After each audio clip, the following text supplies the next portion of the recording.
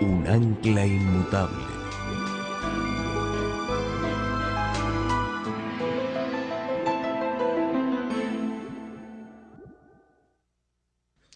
Nuestro Padre, nuestro Dios, gracias te damos por el gran privilegio de reunirnos aquí a la mitad de la tarde para estudiar tu palabra, para escuchar tu voz.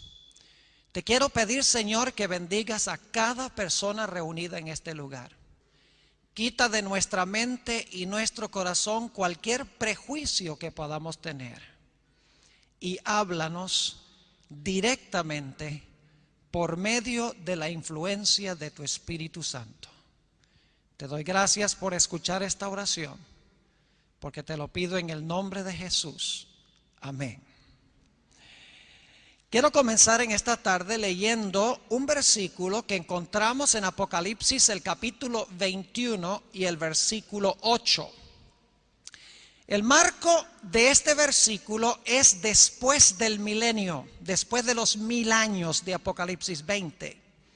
La santa ciudad Nueva Jerusalén ha descendido del cielo a la tierra. Y nos dice el versículo 8 de Apocalipsis 21 lo siguiente en ese marco histórico específico. Pero los cobardes e incrédulos, los abominables y homicidas, los fornicarios y hechiceros, los idólatras y todos los mentirosos tendrán su parte en el lago que arde con fuego y azufre, que es la muerte segunda. Este versículo habla del castigo que se menciona en el mensaje del tercer ángel. Ahora nos estamos adelantando un poco en los temas de la tarde a la secuencia que estamos llevando, porque todavía no hemos hablado del mensaje del tercer ángel, pero el mensaje del tercer ángel está conectado con el del primero. El primer ángel nos dice: teme a Dios, dale gloria a Dios, adora a Dios, para que cuando el castigo de Dios sea derramado sobre la tierra, en el mensaje del tercer ángel, tú no tengas que sufrir ese castigo que va a venir sobre, como dice aquí, los impenitentes, los abominables y homicidas, los fornicarios y hechiceros, los idólatras y todos los mentirosos. Dios no quiere que nosotros estemos en esa categoría. Así que Dios da el mensaje del primer ángel para que nosotros podamos huir de esas características. Pero Dios dice que si nosotros no aceptamos el mensaje del primer ángel, vamos a sufrir el castigo que se menciona en el mensaje del tercer ángel. Y ese castigo tiene que ver con el fuego y con el azufre que cae del cielo sobre los impenitentes. Ahora quisiera ir a Apocalipsis, el capítulo 6 y el versículo 17, un versículo muy importante. Los versículos anteriores hablan de la segunda venida de Jesús. Y culmina este pasaje en el versículo 17 con una gran pregunta. Si ustedes leen los versículos anteriores, van a notar que dice que los impíos se van a esconder en las cuevas y van a rogar que las piedras caigan sobre ellos. Cuando este pasaje termina describiendo el terror de aquellos que rechazaron a Jesús, de aquellos que rechazaron el mensaje del primer ángel y del segundo ángel, el pasaje termina con una pregunta: porque el gran día de su ira ha llegado, ¿y quién podrá sostenerse en pie? Es decir, cuando el Señor Jesucristo venga, ¿quién podrá estar en pie y decir: he aquí, este es nuestro Dios, le hemos esperado y Él nos salvará, más bien que esconderse en las cuevas y rogar que las piedras caigan sobre ellos? ¿Quiénes escaparán el castigo del fuego y azufre, de lo cual leímos al comienzo de nuestro estudio en esta tarde? La Biblia tiene una respuesta clara. Y para entenderla necesitamos regresar al primer libro de la Biblia, el libro de Génesis, el capítulo 13, y quiero leer el versículo 10. Vamos a hablar unos pocos minutos sobre dos ciudades y otras ciudades también circunvecinas que fueron destruidas por el fuego y el azufre de Dios ya en el desarrollo histórico. Es decir, el fuego y el azufre ya han caído una vez, según la Sagrada Escritura. Y lo que pasó con Sodoma y Gomorra nos va a ayudar a entender el castigo final que va a caer sobre los impenitentes. Génesis 13:10 describe la condición del valle del Jordán antes de que estas ciudades fueran destruidas por Dios. Dice en el versículo 10, y alzó Lot sus ojos y vio toda la llanura del Jordán, que toda ella era de riego, como el huerto de Jehová. El huerto de Jehová es el huerto del Edén. Dice, como el huerto de Jehová, como la tierra de Egipto en la dirección de Zoar, antes que destruyese Jehová a Sodoma y a Gomorra. Es decir, el valle del Jordán, a donde estaban las ciudades de Sodoma y Gomorra, era como un paraíso, era como el huerto del Edén, abundante, fértil, verde, hermoso, lleno de burbujeante vida. Pero la Biblia nos dice que los habitantes de ese lugar tan hermoso eran grandes pecadores delante de Dios. Allí mismo en Génesis 13 y el versículo 13 se describe la pecaminosidad de esas ciudades que estaban en abierta rebelión contra Dios. Dice en el versículo 13, mas los hombres de Sodoma eran malos y pecadores contra Jehová en gran manera. Hubiera sido suficiente decir que eran malos.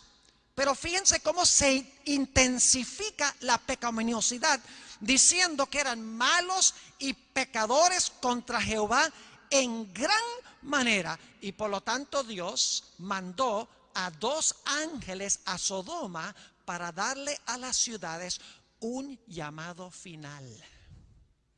Y es interesante, solamente menciono esto de paso, Dios no mandó solamente 2 ángeles, que fueron los que finalmente llegaron a Sodoma, sino que en realidad Dios mandó a Abraham 3 ángeles. Y no vamos a entrar en eso ahora, porque en realidad la historia de Génesis 19 prefigura los 3 ángeles de Apocalipsis que traen su mensaje final al mundo, como esos 3 ángeles trajeron su mensaje final a las ciudades de la llanura antes de la destrucción. Dios nunca destruye sin antes dar un mensaje de amonestación. Así que Dios mandó el mensaje de amonestación. Lo que hicieron los habitantes de Sodoma fue, y digo esto con reverencia, quisieron tener relaciones sexuales con los ángeles, según Génesis el capítulo 19. Tan depravados estaban los habitantes de esa ciudad y de las ciudades circunvecinas. Y por lo tanto, después de Dios impartir el mensaje, cayó sobre las ciudades la destrucción de Dios. Y quiero leer esa destrucción en Génesis 19 y el versículo 24, y luego quiero leer el versículo 28. Génesis 19 y el versículo 24. Fíjense la terminología. Entonces Jehová hizo llover sobre Sodoma y sobre Gomorra azufre y fuego. La misma expresión que leímos en Apocalipsis 21:8. Dice nuevamente azufre y fuego de parte de Jehová desde los cielos. Y el versículo 28 dice, luego Abraham mira hacia Sodoma y Gomorra después que están incendiadas, y dice en el versículo 28, y miró hacia Sodoma y Gomorra y hacia toda la tierra de aquella llanura miró, y he aquí que el humo subía de la tierra como el humo de un horno. ¡Qué destrucción tan impresionante! Fuego y azufre del cielo. Y dice que el humo subía como el humo de un horno. Yo he tenido el privilegio de visitar la región del Mar Muerto 2 veces. Una vez cuando estuve en Israel y la otra vez cuando estuve en Jordania. Cuando uno ve esa llanura, no se parece nada a la descripción que leímos en Génesis 13:10. En realidad es una región árida, con la excepción de la franjita por donde corre el río Jordán, que está verde. Todo lo demás está seco. La región alrededor del Mar Muerto le cabe muy bien el nombre, está muerto. No hay aves, no hay peces, no hay microorganismos, no hay vegetación. Es más, el Mar Muerto está más por debajo del nivel del mar que cualquier otro local en el planeta Tierra.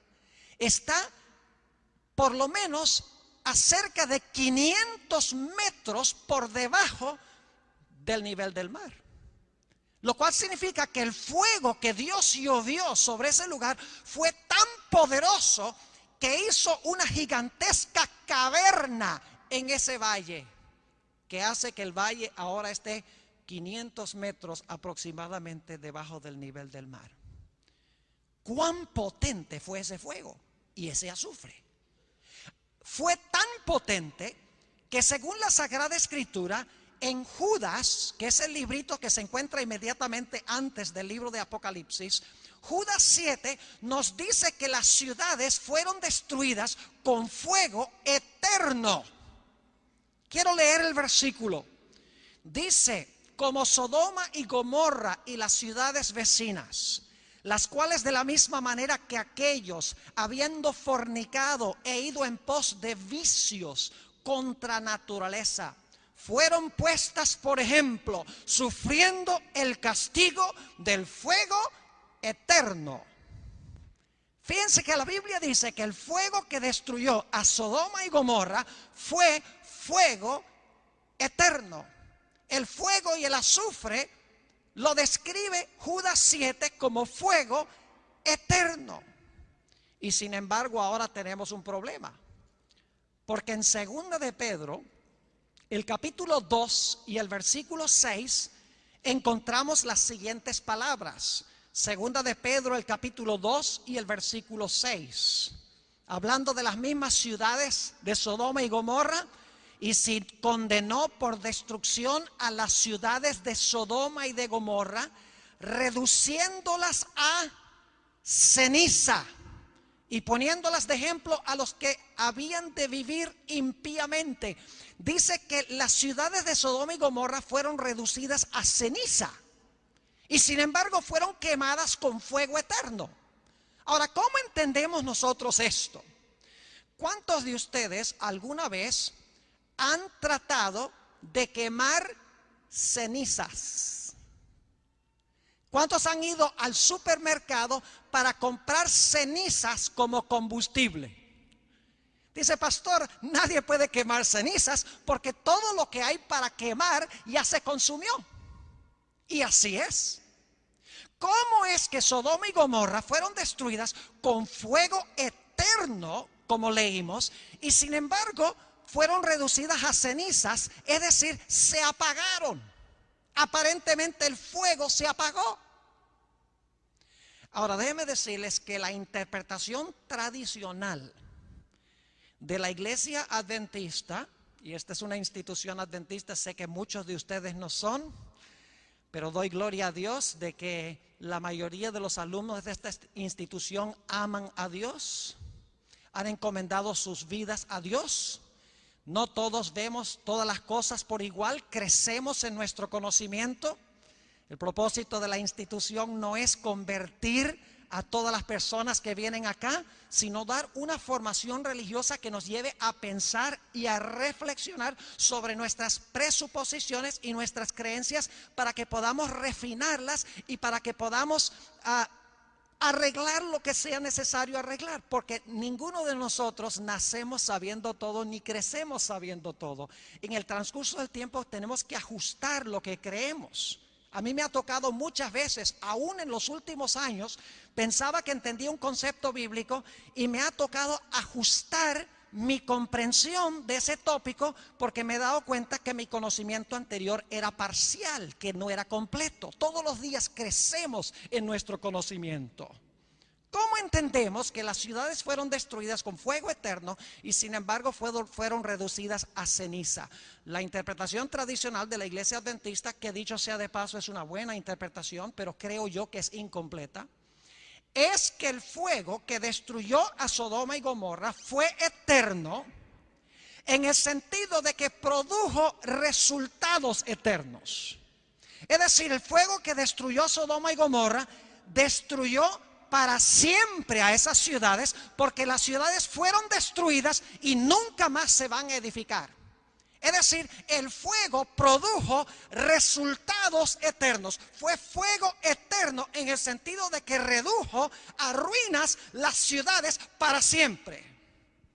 Ahora, esa explicación es buena, pero es incompleta. Porque el fuego que destruyó a Sodoma y Gomorra todavía se está quemando hoy. Y ustedes dicen, pastor, se acaba de contradecir. Porque dijo que las ciudades fueron reducidas a cenizas. Las ciudades se apagaron. ¿Cómo dice que el fuego que destruyó a Sodoma y Gomorra aún arde hoy? Aún está ese fuego encendido hoy. Vamos a ver lo que dice la Biblia en cuanto a esto. Es cierto que las ciudades que el fuego quemó se apagaron, pero el fuego no se apagó. El fuego sigue ardiendo. Vayan conmigo a Deuteronomio, el capítulo 4 y el versículo 24. Deuteronomio, el capítulo 4 y el versículo 24. Un texto muy importante para la comprensión de lo que estamos estudiando en esta tarde. Y vamos a leer el versículo 23 para captar el contexto. Dice Dios a Israel: guardaos, no os olvidéis del pacto de Jehová vuestro Dios, que Él estableció con vosotros, y no os hagáis escultura o imagen de ninguna cosa que Jehová tu Dios te ha prohibido. Es decir, no adores a otros dioses, no tengas imágenes. Y luego da la razón por la cual no se debe practicar idolatría. Dice, porque Jehová tu Dios es fuego consumidor. ¿Qué es Jehová? Dice que Jehová es fuego consumidor. Noten también lo que dice el Nuevo Testamento, el libro de los Hebreos, el capítulo 12, Hebreos el capítulo 12. Y quiero leer el versículo 28 y 29, Hebreos 12, 28 y 29. Dice, así que, recibiendo nosotros un reino inconmovible, tengamos gratitud y mediante ella sirvamos a Dios, escuchen bien, sirvamos a Dios agradándole con temor y reverencia. Anoche leímos ese texto. Debemos servir a Dios con temor y con reverencia. ¿Por qué razón? Versículo 29. Porque nuestro Dios es fuego consumidor. Es decir, el fuego consumidor es Dios. Ahora yo quiero preguntar, ¿por cuánto tiempo ha existido Dios? Por 6,000 años, ¿verdad? Desde que destruyó Sodoma y Gomorra ha existido Dios. Claro que no. La Biblia dice que Dios es eterno. Es decir, por la eternidad Dios ha sido un fuego consumidor. No significa que literalmente Él son llamas de fuego. Lo que quiere decir es que la gloriosa presencia de Dios es como fuego consumidor, es como fuego abrasador contra el pecado. Y cuando Dios quita la nube que oculta su gloria, el resultado es destrucción con fuego, porque Dios es fuego consumidor. Es decir, el fuego todavía está ardiendo hoy porque el fuego es Dios. Vamos a Éxodo 24 para entender un poco mejor esto. Éxodo el capítulo 24 y el versículo 16 y 17. Éxodo 24 y el versículo 16 y 17 nos va a ampliar este punto.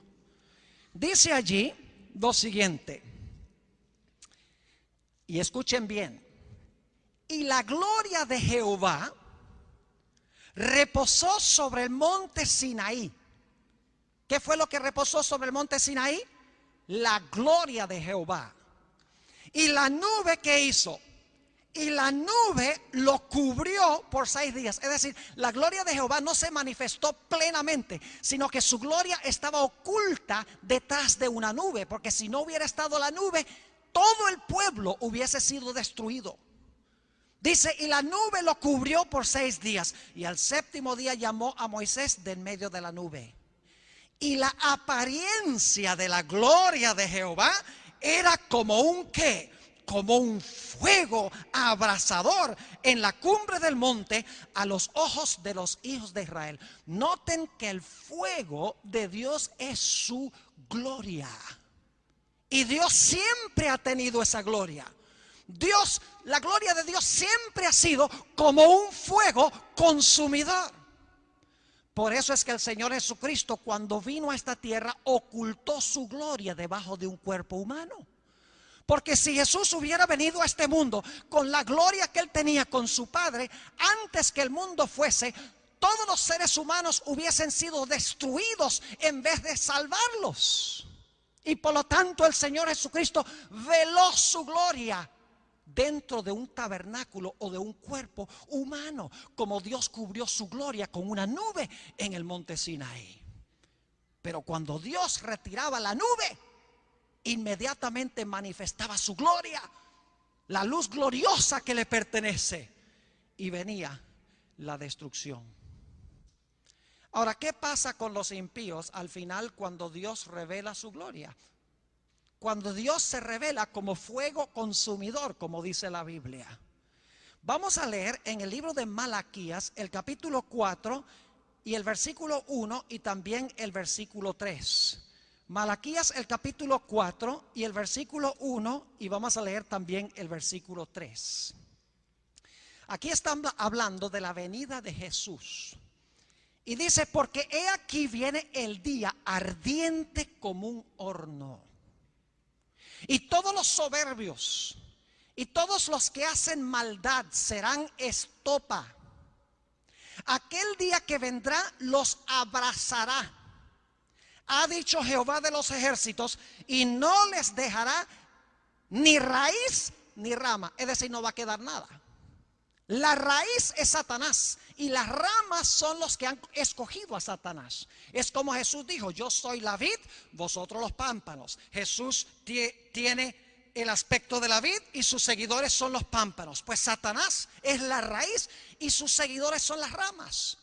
Y dice aquí que cuando venga ese día, como ardiente como un horno, dice que no va a dejar de los impíos ni raíz ni rama.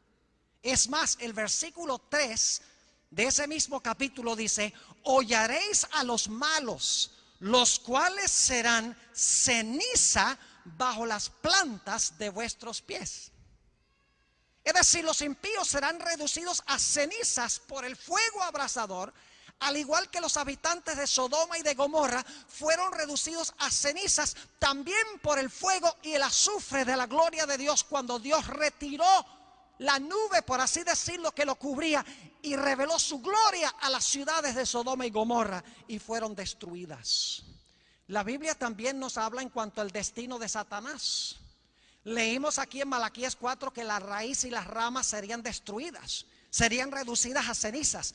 Pero hay otro texto que habla más específicamente de Satanás. Es una profecía en cuanto al inicio del mal en el cielo, con un personaje que se llamaba Lucifer. En Ezequiel el capítulo 28 y el versículo 18 y 19 encontramos una descripción de la destrucción final de Satanás. Dice allí en el versículo 18, hablando de este ser, con la multitud de tus maldades y con la iniquidad de tus contrataciones profanaste tu santuario.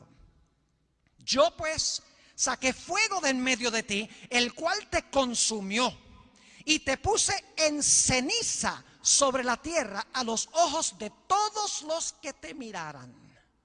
Fíjense, reducido este personaje Lucifer, que pecó contra Dios, a ceniza. Sigue diciendo en el versículo 19, todos los que te conocieron de entre los pueblos se maravillarán sobre ti. Espanto serás y para siempre dejarás de ser. cenizas. Para siempre dejará de ser. El fuego abrasador a los impíos los reduce a la inexistencia, a la nada, según dicen estos textos. Vayamos a Isaías, el capítulo 33, y quiero leer los versículos 12 y 13. Isaías, el capítulo 33, y los versículos 12 y 13. Está hablando aquí de la destrucción de los impíos. Y fíjense lo que dice la Sagrada Escritura. Y los pueblos serán como cal quemada, como espinos cortados serán quemados con fuego. Oíd los que estáis lejos lo que he hecho, y vosotros los que estáis cerca conoced mi poder. Los pecadores se asombraron en Sión, espanto sobrecogió a los hipócritas. Dice aquí que los impíos serán como cal quemada, como espinas quemadas. Serán reducidos, en otras palabras, a cenizas. Ahora les voy a decir algo que va a ser probablemente sorpresivo para la mayoría de los que están aquí, incluyendo los adventistas. Escuchen bien. La mayoría de las iglesias cristianas hoy en día enseñan que los impíos van a terminar en el infierno y se van a quemar y a quemar y a quemar por los siglos sin fin en las llamas del infierno. Pero ¿saben lo que enseña la Biblia? La Biblia enseña que son los justos los que van a vivir en las llamas del fuego para siempre. ¿Qué? ¿Es esta nueva luz? ¿Será esta una herejía? Que los que van a vivir en medio de las llamas para siempre serán los justos y no los malos. Ya vimos que los malos son reducidos a cenizas. Ellos no pueden vivir en medio de las llamas. Noten lo que sigue diciendo en Isaías 33. Y el versículo 14, la segunda mitad del versículo dice: ¿quién de nosotros morará con el fuego consumidor? ¿Quién de nosotros habitará con las llamas eternas? Seguid la paz con todos y la santidad sin ansia de violencias. El que sacude sus manos para no recibir cohecho, el que tapa sus oídos por no oír propuestas sanguinarias, el que cierra sus ojos para no ver cosa mala. ¿Quiénes son esos? ¿Los justos o los injustos? Los justos. ¿Quiénes son los que van a habitar, según este texto, con el fuego consumidor? ¿Quién de nosotros habitará con las llamas eternas? No son los impíos, sino los justos, porque las llamas reducirán a los impíos a cenizas, pero los justos tendrán un carácter a prueba de fuego y podrán habitar en la presencia gloriosa de Dios para siempre, a pesar de que Dios es fuego consumidor. Sigue diciendo en el versículo 17: tus ojos verán al Rey en su hermosura. Ese Rey es Jesús. Tus ojos verán al Rey en su hermosura. Verán la tierra que está lejos. La tierra que está lejos es el cielo. El Rey es Jesús. Dice que verán los hijos de Dios que habitarán con las llamas eternas en medio del fuego consumidor, en la presencia gloriosa de Dios. Dice que verán al Rey en su hermosura. Verán la tierra que está lejos. Los impíos no pueden habitar en la presencia de un Dios santo. La gloria de Dios los consumiría en un instante. Por esa razón ahora Dios nos ha dado el mensaje del primer ángel para que se consuma en nuestra vida el pecado, para que desarrollemos un carácter a semejanza del carácter de Jesús, para que cuando Jesús venga, nosotros reflejemos el carácter de Cristo, de tal manera que la gloria de Dios que destruye el pecado, no nos destruya a nosotros, porque de antemano el pecado ha sido consumido en nuestra vida por el Espíritu de Dios. Por esa razón, en el Nuevo Testamento, mis apreciados jóvenes y hermanos, vez tras vez tras vez, cuando se habla de la segunda venida de Cristo, se enfatiza el tipo de carácter que vamos a necesitar tener cuando Cristo venga. Porque la Biblia dice: el gran día de su ira es venido. ¿Quién podrá estar firme? ¿Quién podrá habitar con las llamas eternas? ¿Quién podrá estar en la presencia de aquel cuya gloria es fuego consumidor? Solo aquel que tenga un carácter a semejanza del carácter de Él. Por eso el mensaje del primer ángel dice: teme a Dios, dale gloria a Dios, adora a Dios. Permite que el Espíritu Santo purifique y limpie tu vida, para que cuando Él venga no te escondas en las cuevas, ni ruegues que las piedras caigan sobre ti, sino que puedas decir: he aquí, este es mi Dios, le he esperado y Él me salvará. En Hebreos, el capítulo 12, encontramos una referencia a la segunda venida de Jesús. Y quiero leer otra vez esos versículos que leímos de antemano, Hebreos 12 y el versículo 28 y 29. Dice ahí el apóstol San Pablo: así que, recibiendo nosotros un reino inconmovible, tengamos gratitud y mediante ella sirvamos a Dios, agradándole con temor y reverencia. Es decir, el apóstol San Pablo está diciendo que debemos servir a Dios con temor, debemos agradarle con temor y reverencia. ¿Por qué razón? Porque nuestro Dios es fuego consumidor. Si ustedes leen los versículos anteriores, van a ver que se está hablando de la segunda venida de Jesús. Vayan conmigo al versículo 14 de ese mismo capítulo. Fíjense lo que dice el apóstol San Pablo: seguid la paz con todos y la santidad, sin la cual nadie verá al Señor. ¿Recuerdan Isaías 33? Verán al Rey en su hermosura. Aquí dice que sin santidad nadie verá al Señor. En Mateo 5 y el versículo 8 dice: bienaventurados los de limpio corazón, porque ellos verán a Dios. Se necesita una preparación especial del carácter para ver a Dios. Tenemos que pasar tiempo con Jesús. Tenemos que aprender a orar. Tenemos que aprender a estudiar su palabra. Tenemos que hablar a otros de Jesús. Tenemos que venir a las reuniones religiosas. Tenemos que poner nuestra vida espiritual en primer lugar. Acercarnos al Maestro para que cada día podamos reflejar su carácter. Primero de Juan, el capítulo 3. Y el versículo 1 al 3 es un pasaje hermoso que enfatiza el mismo punto. Vez tras vez, cuando se habla de la segunda venida, se habla de la necesidad de santidad. Y créanme, hermanos y hermanas, jóvenes, yo creo que el mensaje que más necesita la iglesia hoy es el mensaje de santidad. Porque mucho se habla hoy en la iglesia cristiana: Cristo salva, Cristo te perdona, Cristo te acepta como eres. Yo creo todo eso. Cristo nos salva, Cristo nos perdona, Cristo nos acepta como somos, pero Cristo no nos deja como somos. Te recibe como eres, con todos tus pecados y con todos tus defectos.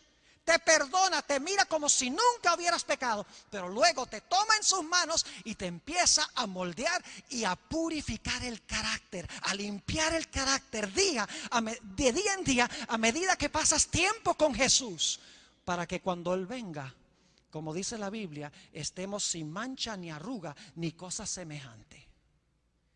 Primera de San Juan, el capítulo 3 y el versículo 1 al 3. Es un pasaje hermoso. Dice: mirad cuál amor nos ha dado el Padre, para que seamos llamados hijos de Dios. Por esto el mundo no nos conoce, porque no le conoció a Él. Amados, ahora somos hijos de Dios, y aún no se ha manifestado lo que hemos de ser. Pero sabemos que cuando Él se manifieste, escuchen bien, seremos semejantes a Él, porque le veremos, fíjense otra vez el énfasis en los ojos, porque le veremos tal como Él es. ¿Qué debemos hacer en preparación para verlo como Él es?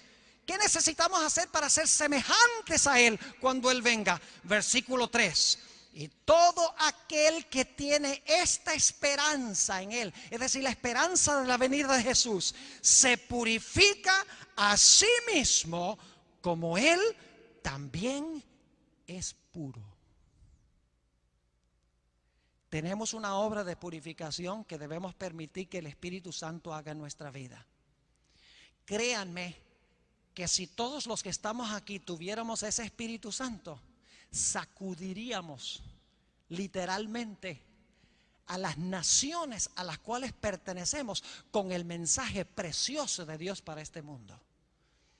Pero lamentablemente en gran medida estamos escondiendo el mensaje, estamos sentados sobre el mensaje, no estamos haciendo nada con él, a pesar de que estamos viviendo en el umbral mismo, a la orilla misma del precipicio de grandes eventos tormentosos que vienen sobre este mundo.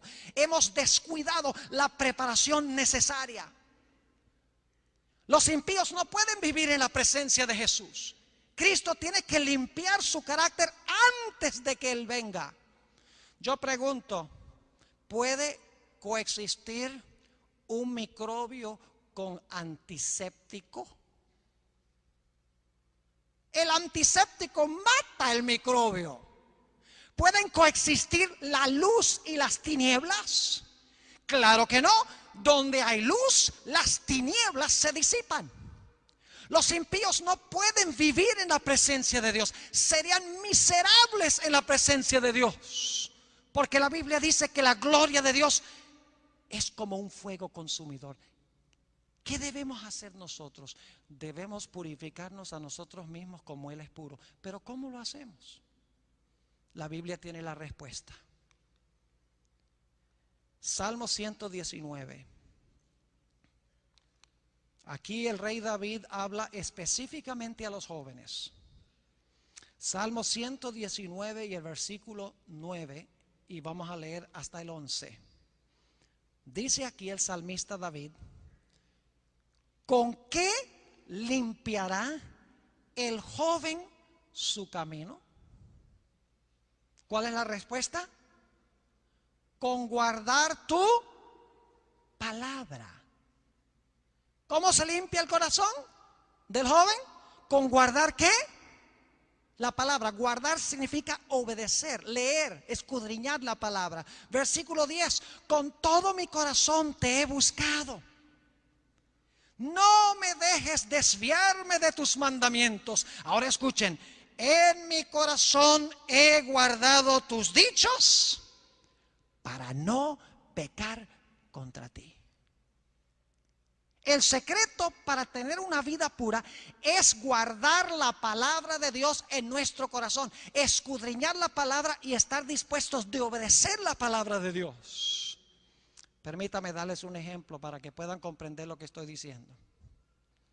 ¿Saben ustedes que cuando nosotros empezamos a estudiar la palabra, y dicho sea de paso, no estoy hablando de estudiar la palabra en un departamento de teología, cumplir las asignaturas que nos dan en la clase. Estoy hablando de un estudio devocional donde yo vengo a la palabra, oro y le digo: Señor, ahora voy a leer tu palabra, revélame los cambios que tú quieres que yo haga en mi vida. Por favor, háblame a mí personalmente, dime qué es lo que necesito, en qué necesito yo cambiar.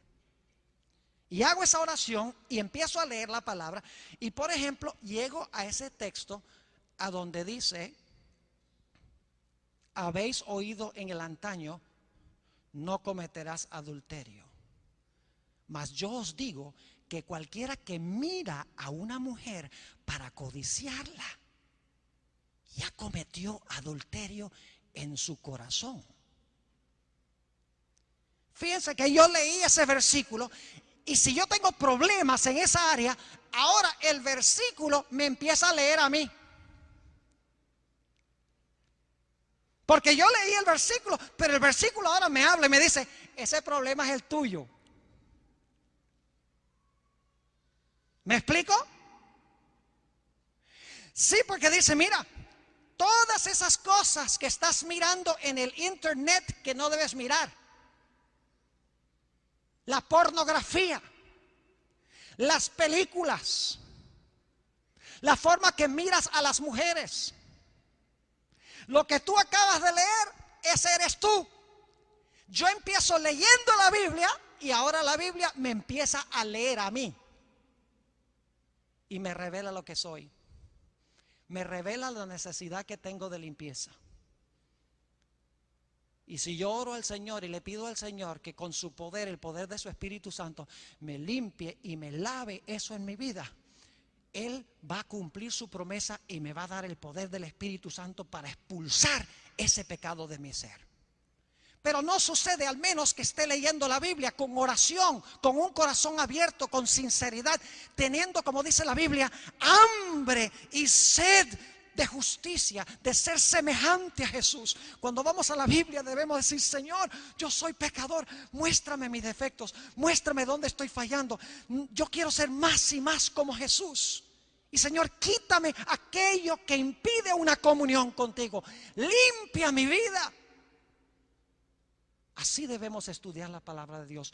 Así escondemos los dichos de Dios en nuestro corazón para no pecar contra Él. El libro de los Efesios, el capítulo 5, nuestro penúltimo texto de esta tarde. Efesios, el capítulo 5 y el versículo 25. Un pasaje bien conocido nos dice: maridos, amad a vuestras mujeres, así como Cristo amó a la iglesia y se entregó a sí mismo por ella. Escuchen bien, se entregó por ella no solamente para perdonarla, sino que dice para santificarla, habiéndola purificado en el lavamiento del agua por la palabra, a fin de presentársela a sí mismo una iglesia gloriosa, que no tuviese mancha, ni arruga, ni cosa semejante, sino que fuese santa y sin mancha. Así serán aquellos que reciben el mensaje del primer ángel. Van a temer a Dios, le van a dar gloria, le van a rendir adoración, van a guardar su ley, porque aman a Dios. Y así cuando Cristo venga, van a poder habitar para siempre en la presencia de un Dios santo, quien es fuego consumidor. Habitarán con las llamas eternas, por así decirlo, y podrán disfrutar de plena comunión con el Maestro por los siglos de la eternidad. Uno de mis textos favoritos es 2 de Corintios 3 y el versículo 18. Lo leímos esta mañana, la mayoría probablemente no estuvieron, así que voy a leerlo de nuevo. 2 de Corintios, el capítulo 3 y el versículo 18 nos da el secreto de la victoria sobre el pecado. A veces tratamos de ganar la victoria sobre el pecado luchando contra el pecado. Y hacemos listas. Ay, me fue mal con el pecado hoy. Y luchamos contra el pecado. La solución para vencer el pecado no está en luchar contra el pecado, sino mirar al Salvador. Porque mirando a Jesús somos transformados. Mirando a Jesús en su palabra, nuestro carácter es santificado y purificado para poder habitar en la presencia de un Dios santo. Dice allí en 2 de Corintios, el capítulo 3 y el versículo 18, las siguientes palabras: por tanto nosotros todos, mirando a cara descubierta como en un espejo la gloria del Señor. Mire, estamos mirando la gloria del Señor. ¿Somos qué? Transformados. Mirando la gloria de Jesús en su palabra, somos transformados. La palabra que se usa aquí es metamorfoo, de donde viene nuestra palabra en español metamorfosis. Una metamorfosis es extraordinaria. Un gusano cambia a una mariposa. ¿En qué se parecen? Casi en nada. Así, si tú eres pecador, si tienes luchas en tu vida con el pecado, Jesús te puede cambiar de un pecador a un santo, contemplando a Jesús en su palabra y pidiendo que Él limpie tu vida. Dice, somos transformados de gloria en gloria, en la misma imagen, como por el Espíritu del Señor. ¿Quiénes habitarán con el fuego abrasador? ¿Quiénes habitarán con las llamas eternas? Aquellas personas que son limpios de corazón y limpios de manos, porque han permitido que Jesús, a través de su palabra, venga y limpie la vida. Estos verán al Rey en su hermosura, verán la tierra que está lejos. Quiero preguntar en esta tarde, ¿hay alguien aquí en esta tarde que quiere decirle al Señor Jesús: Señor Jesús, hay cosas que yo tengo en mi corazón, que yo tengo en mi vida, que yo quiero que tú limpies? Yo quiero leer tu palabra y quiero que tú me muestres esas cosas que me separan de ti. Y yo quiero, Señor, no solo que me muestres esas cosas que necesitan cambiar, sino que a través del poder de tu Espíritu Santo tú expulses y limpies esas cosas de mi vida. ¿Hay alguien en esta tarde que quiere que yo tenga una oración para pedirle esto a Jesús? Que limpie algo de tu corazón.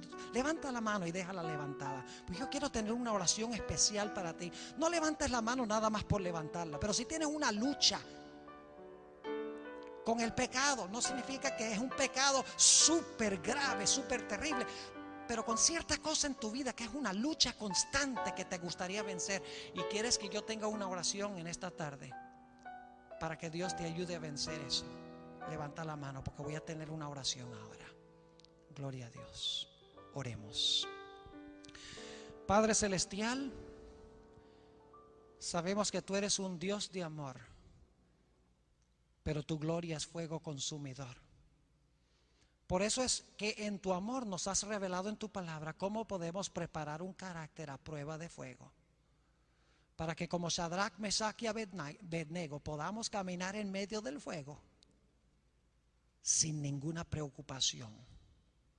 Tú has visto en esta tarde las manos levantadas, personas que tienen luchas con el pecado en la vida, que quieren vencer esos pecados. Señor, yo me agrego a esa lista. Te ruego, Señor, que cada momento nos reveles a través de tu palabra nuestros defectos, dónde necesitamos cambiar.